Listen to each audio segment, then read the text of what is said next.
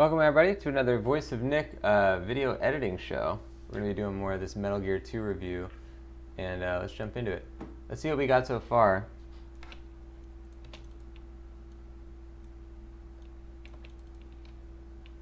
The storyline in Metal Gear 2 is way more involved than it was in Metal Gear 1. It is in a crisis. Oil is running out, and this one scientist created like a synthetic substitute for oil called Oilix. As soon as he creates this thing, announces it to the world, he gets kidnapped. He's brought to this place called Zanzibar Land. And as it turns out, this is Big Boss, who somehow didn't die, brought him there and is in tandem creating another Metal Gear. So, of course, Snake definitely going to need to get in there and do something about that. This is where the series gets darker, it gets much more complex and meaty. The storyline really starts to matter. In Metal Gear 2, I feel like this is the moment when Kojima truly becomes interested in making his games cinematic. But I thought they killed you. You've still got a lot to learn, Snake. I was almost killed, but not by them. By you and your country. The big thing in Metal Gear 2 is that the stealth is way more involved this time. The first big change from Metal Gear 1 is that you can crouch. And that creates a whole new dynamic for this game. There are low walls you can go behind, there are things you can crawl inside of. In addition to that, guards can hear you. There are like different kinds of floors that will make noise. You can actually punch the walls and the guards will come running towards the area where the wall was punched. There's a lot more that you can do, not only that works against you, but you can also use this to your advantage. Cool. All right. Yeah, all of that works. We have one missing clip here, so let's try and just find something for that. What are we talking about? The stealth here? All right.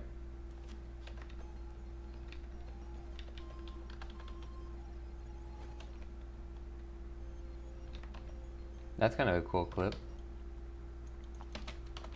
The big thing in Metal Gear 2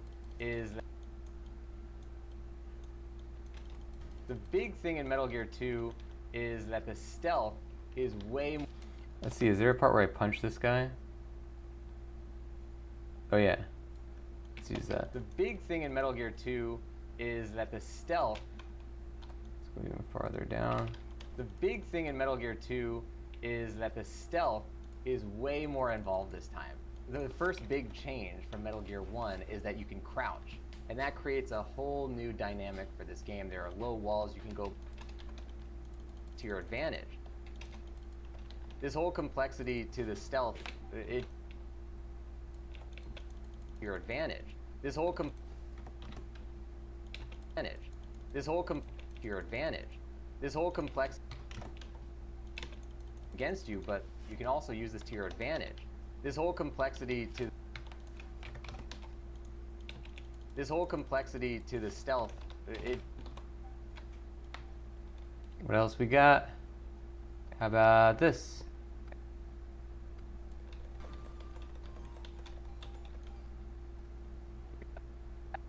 That were previously inaccessible.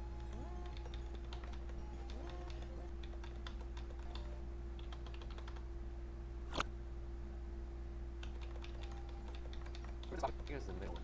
Go.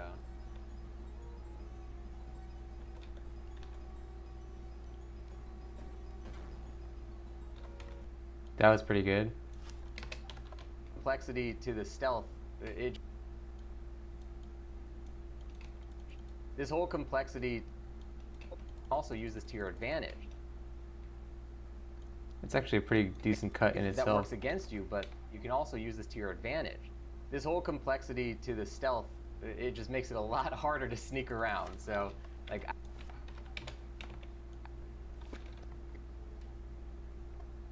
so we should find a spot where I actually got spotted. Somewhere around here, I think.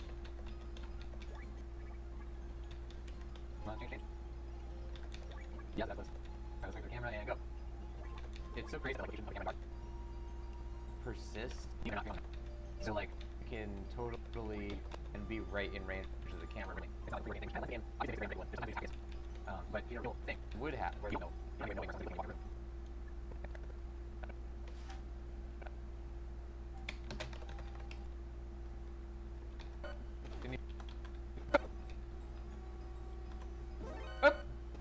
see that guy.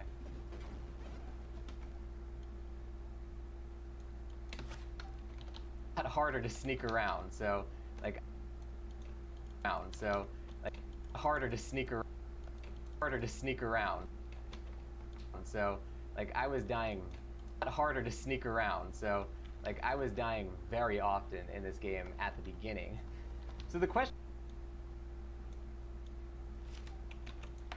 Okay, so now even a clip like this does not need to be above the rest of them. This is kind of useful because we can actually just see at a glance how like complete we are, because all the yellow is like unfinished video. I like this color coding that we're doing. Makes it a lot harder to sneak around. So like I was. Okay, so this part is actually a really good clip, but it is not for this section. Going on with these characters, it's not really just like one of the really interesting concepts that kind of exemplifies this really bad guy. Big change that influences the stealth in this game is that you have a radar that actually goes across multiple screens. Another big change that influences the stealth in this game is that you have a. Yeah, that works. Just put that down here.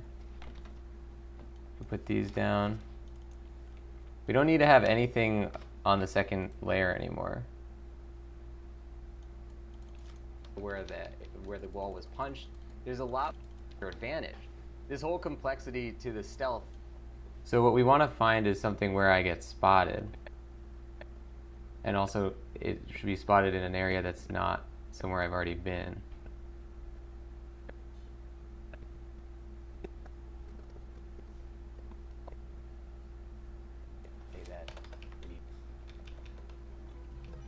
We really immediately I'm captured. We immediately got.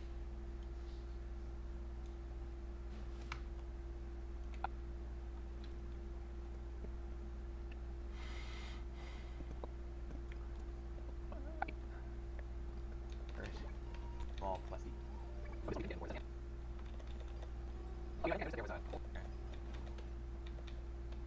So this big.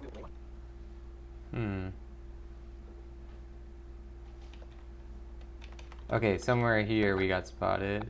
This area has any. We've used it. Will be open. And I believe this area. Ah, crap. Area. Ah, crap. Yeah.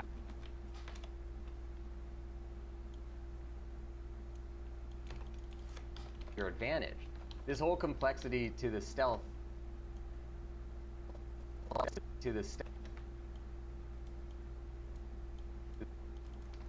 Advantage. This whole complexity to your advantage. This whole complexity. Could probably move this, oops.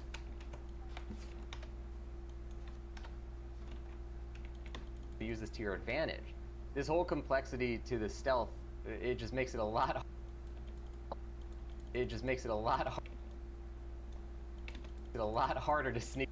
It just makes it a lot harder. Complexity to the stealth, it just makes it a lot. This whole complexity to your advantage. This whole complexity to the stealth, it just makes it a lot harder to sneak around. Advantage. This whole complexity to the stealth, it just makes it a lot harder to sneak. To the stealth, it just makes it a lot harder to sneak around. So, like, I was dying very often in this game at the beginning. So the question is, am I gonna die more times in this or Sekiro? Because honestly, I'm not sure at this point. I don't know. In a Souls game, we've averaged our death time to be once every 30 minutes. Wait, didn't I change this? How did this get reverted back to what it was? I don't know. In a Souls... I thought I already made this edit that I changed it back to this. Somehow this got undone. Souls game... in this game at the beginning. In a Souls...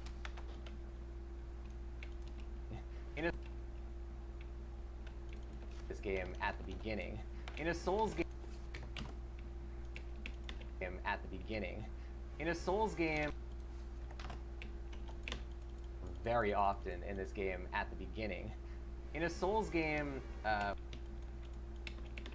in this game at the beginning.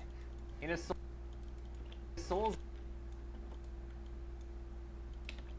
at the beginning. I don't know. Beginning. I this game at the beginning. In this game at the beginning.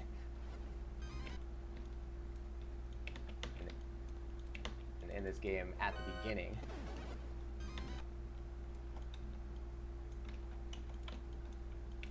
Game at the beginning. This game at the beginning.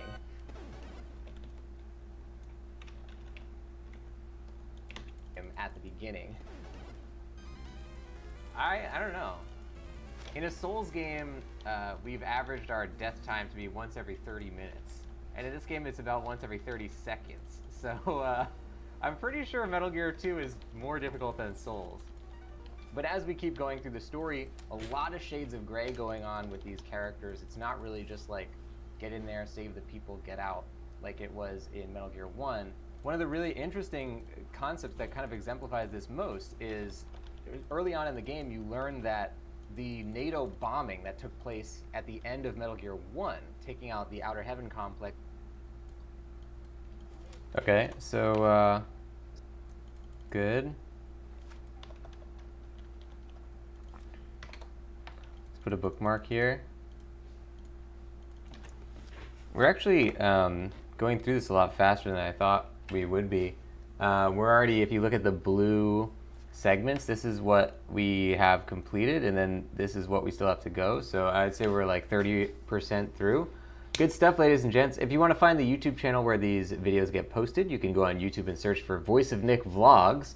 That's the channel where we post these videos, or you can just check this link in the chat to our newest video on the channel. Make sure you go give that a look. Give that channel a subscribe on YouTube. You'll see all the stuff that comes out on there. And of course, you'll be supporting our channel, which is one of our newest endeavors, that channel there. So thank you everybody for watching. I'll see you on the next one, and bye-bye.